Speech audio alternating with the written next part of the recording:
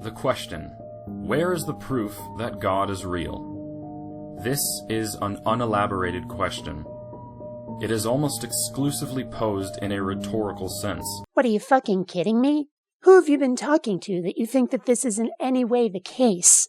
When someone says a God is real and I tell them to prove it, I expect an answer. I expect their claim to be backed up with evidence I can check.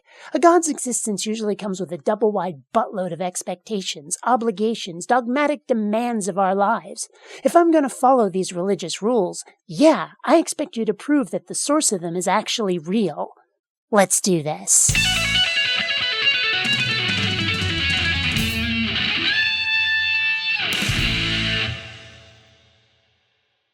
Greetings, fellow space travelers. BionicDance here.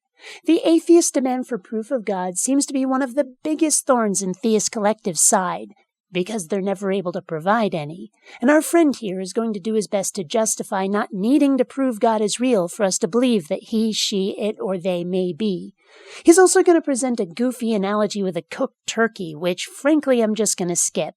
If you really want to see it, then, as always, there will be a link to his video in the description. Never let it be said that I engage in dishonest withholding of information. Are you ready to believe in God right now? Because here it goes. I'm going to give you one quick answer that finally settles this for you. I'm not the one expected to engage in blind, baseless faith. If there is evidence for something, evidence that can be verified through experimentation, then I'm prepared to accept it, regardless of my pre-proof opinions on the matter. The reason I call this an unelaborated question is because the atheists who ask this question typically fail to specify what type of proof they require, and also which God they want proof for. Oh, please. Generally speaking, this demand for evidence comes as a result of a theist's claim that a God exists. It should be obvious which God is under scrutiny. As for the kind of evidence, what evidence do we ever ask for with regard to the existence of something? We have laboratories, observatories, and probably lots of other things ending in "ori" to study life, the universe, and everything. If you can't figure out what kind of evidence is being demanded, you're a bit thick. And if you know what is being requested but are asking this question anyway, you're a bit dishonest. Pick one.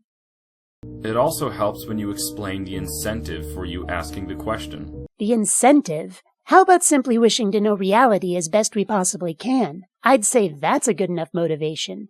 Or self-defense against those using religion as an excuse to behave like assholes toward other people. If their basis for that behavior is fiction, they're going to have a difficult time justifying their homophobia, their beheadings, their wacky diets and marriage rules, their genital mutilations, and their wars. And that's just 2 reasons. I'm sure we could come up with others, but those are big old doozies. If I tell you that I've cooked a delicious turkey. Yeah, we're skipping this shit. Already kinda did it in the last video response I made to this guy, only then it was a Ferrari instead of a turkey. It's a dippy argument full of evasions and prevarications and nitpicking designed to take the conversation way off track. If you really want to watch it, like I said, there's a link in the description. But honestly, I wouldn't bother. I'm gonna take a wild guess. You want scientific proof that God is real. But is God's existence a scientific matter? Well, is it? Of course it's not. It never has been. So why are you asking for scientific evidence for something which does not claim to be subject to scientific laws, and ironically claims to be the creator of science and everything else? But that's just it, isn't it? Allegedly, most gods have gone fucking around with the world physically, whether it's floods, orbital striking whole cities for being gay, or just having chats with guys to persuade them to murder their kids, then stopping them at the last second. If that's not a scientific matter, what is? These are not just philosophical concepts, hypothetical musings. These are real-world events. That means they can be measured, their sources tracked. And isn't it interesting that the more advanced science has become, more able to explain the universe, the more miracles seem to dry up?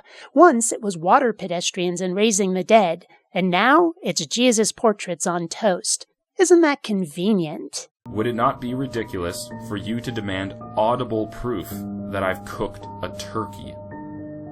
And yet, that is exactly the level of ridiculousness that is within the question we are examining today.